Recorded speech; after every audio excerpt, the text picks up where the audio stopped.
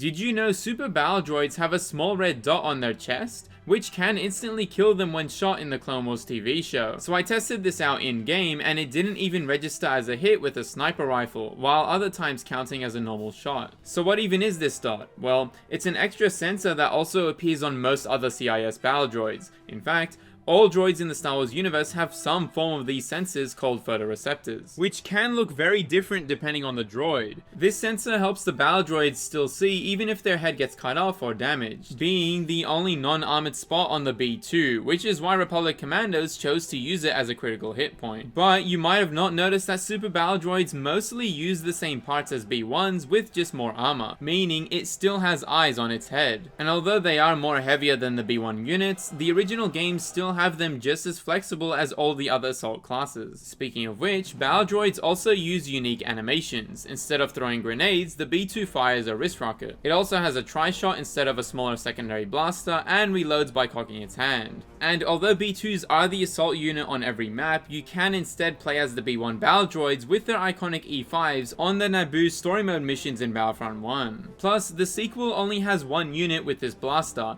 the space battle exclusive Droid Marine class, which also has its own unique running animation. But while all other droid colors used in Battlefront 2 were officially shown in the prequel films, this droid skin was first introduced in Battlefront 2. That's because all other factions reused one of their other models for the Marine class. The Super Battle Droid was originally intended to be reused in the CIS's space unit, but was ultimately changed to the green B1 Battle Droid for some reason. It's kind of funny how the Heavy class has more health than the Super Battle Droid. In fact, it's just as strong as the Droideka, taking 50% damage from one sniper shot, while the other three units take 75% damage, and the sniper class being the weakest. Which is the case across all factions, with the Bothan spies and jet troopers having the same health as the sniper class, while the commandos and space units have the average health bars of the assault and engineers. But the strongest unit by far is the Wookiee warriors for the rebels, which can tank up to 3 sniper shots. But the native Wookiee units on Kashyyyk that fight with the Republic and rebels aren't the same.